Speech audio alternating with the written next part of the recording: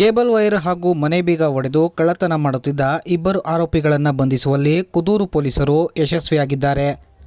March 30ರಂದು Koppal ಜಿಲ್ಲೆ ಗಂಗಾವತಿ ತಾಲೂಕು ಆನೆಗುಂದಿ ಮೂಲದ ಕೃಷ್ಣಪ್ಪ ಎನ್ನುವವರು ಸುಮಾರು 5 ವರ್ಷಗಳಿಂದ ಸಂಜು ಎನ್ನುವವರ ಜಮೀನಿನಲ್ಲಿ ತಾಳೆಕೆರೆ ಹ್ಯಾಂಡ್ ಪೋಸ್ಟ್ ಬಳಿ ವ್ಯವಸಾಯವನ್ನು ಮಾಡುತ್ತಿದ್ದರು.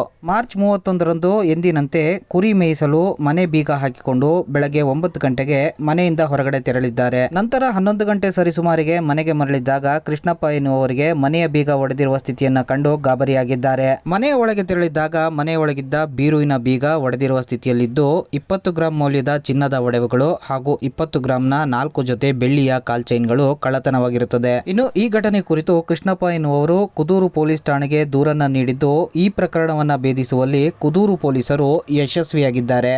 ಬಂಧಿತ ಆರೋಪಿಗಳಾದ ತಿಪಟೂರು ತಾಲೂಕು ನೊಣವಿನಕೆರೆ ಹೋಬಳಿ ಗಂಗನಘಟ್ಟ ಗ್ರಾಮದ A1 ಆರೋಪಿ ಶ್ರೀನಿವಾಸ್ ಮತ್ತು ತಿಪಟೂರು ತಾಲೂಕು ಕಸಬಾ ಹೋಬಳಿ ಚಿಕ್ಕರಂಗಪುರ ಗ್ರಾಮದ A2 ಆರೋಪಿ ಲೋಕೇಶ್ ಎನ್ನುವರನ್ನ ಬಂಧಿಸಿ ಸುಮಾರು 4,15,000 ರೂಪಾಯಿ ಮೌಲ್ಯದ ಚಿನ್ನ ಮತ್ತು ಬೆಳ್ಳಿ ಆಭರಣಗಳು ಮತ್ತು 400 ಮೀಟರ್ ಕೇಬಲ್ ವೈರ್ಗಳನ್ನು ಕುದೂರು ಪೊಲೀಸರು ಆರೋಪಿಗಳಿಂದ ವಶಪಡಿಸಿಕೊಂಡಿದ್ದಾರೆ. ಬೆಂಗಳೂರು ದಕ್ಷಿಣ ಜಿಲ್ಲೆ ಮಾನ್ಯ ಪೊಲೀಸ್ ಅಧೀಕ್ಷಕರಾದ ಶ್ರೀನಿವಾಸ್ ಗೌಡರವರು, ಅಪರ ಪೊಲೀಸ್ ಅಧೀಕ್ಷಕರಾದ NH ರಾಮಚಂದ್ರಯ್ಯ, ಅಪರ ಪೊಲೀಸ್ ಅಧೀಕ್ಷಕರಾದ DS ರಾಜೇಂದ್ರ, ಮಾಗಡಿ ಉಪವಿಭಾಗದ ಪೊಲೀಸ್ ಉಪಾಧೀಕ್ಷಕರಾದ ರವಿರವರ ಮಾರ್ಗದರ್ಶನದಲ್ಲಿ ಕುದೂರು ಪೊಲೀಸ್ ಠಾಣೆಯ ಪೊಲೀಸ್ ಇನ್ಸ್ಪೆಕ್ಟರ್ ಚಂದ್ರಶೇಖರ್ ಮತ್ತು ಆರಕ್ಷಕ ಉಪನಿರೀಕ್ಷಕರಾದ Shri H Krishnamurthy, PSI Thippaiah, PSI Shivanand ಹಾಗೂ ಸಿಬ್ಬಂದಿಗಳಾದ ಸೂರ್ಯಕುಮಾರ್, ಶಿವರಾಜು, ಲೋಹಿತ್ ಕುಮಾರ್, ದರ್ಶನ್, ಮಹಾದೇವ ಶೆಟ್ಟಿ, ಅಭಿಷೇಕ್, ದೀಪಕ್ ಕುಮಾರ್, ಚೇತನ್, ಚಿಕ್ಕಣ್ಣಸ್ವಾಮಿ ಮತ್ತು ಜಿಲ್ಲಾ ತಾಂತ್ರಿಕ ವಿಭಾಗದ ಸಿಬ್ಬಂದಿಯಾದ ಮಹದೇವ್ ರವರ ವಿಶೇಷ ತಂಡವು